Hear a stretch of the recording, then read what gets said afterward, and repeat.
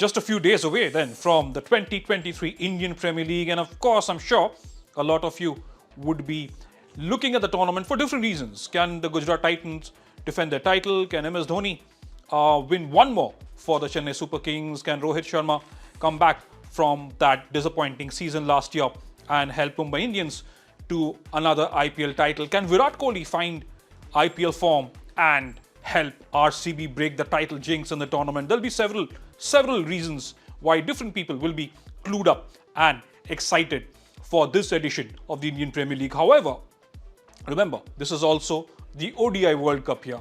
I'm a bit of an IPL neutral, so I would like to look at things with a larger picture in mind.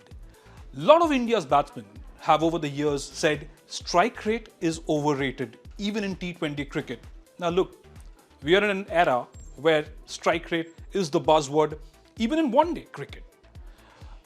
Looking at the way England have evolved as a limited overs team, it's scary to see how their batters have dominated. Josh Butler, then you have someone called Harry Brook, who thinks he's playing T20 cricket, even in the test format. So the game has evolved, the approach has changed, but has it really changed for Indian batsmen?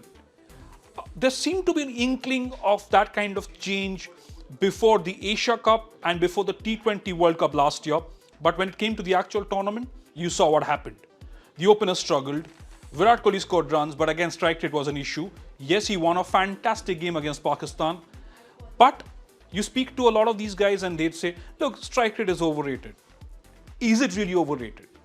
Is it really overrated when you look at the England side, when you look at some of Australia's players, when you look at some of the approach from cricketers around the world?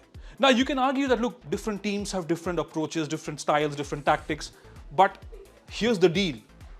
This is an era of cricketers who have been shaped by their T20 skill sets. Therefore, you will need that kind of approach to build those big scores or even chase those big scores. And remember, the ODI World Cup is in India. That's why you need a little more dynamism in your batting. Flat pitches mostly, so you would expect big scores and you would want to set up really big scores. Say, for instance, against a team like England, against a team like New Zealand, against Australia, you would want to do that. Of course, in extreme conditions, that's different. Now, strike rates, it's not just about strike rate. I know it's a lot to do with the game situation, with the pitch, with the bowling lineup, but also with the target that you're chasing. But let's please understand, strike rates shouldn't be overrated.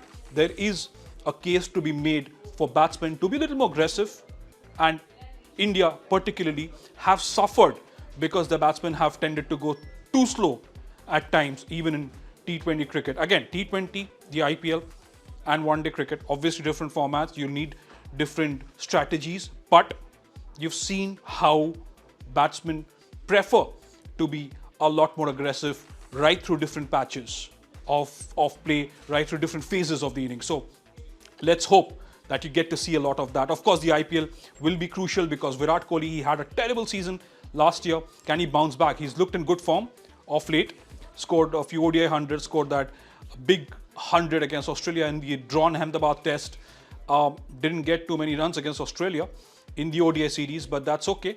Can Virat Kohli do that for RCB again, really, assert himself? Rohit Sharma again had a poor season with the bat. Can he lead MI from the front and hope for a revival?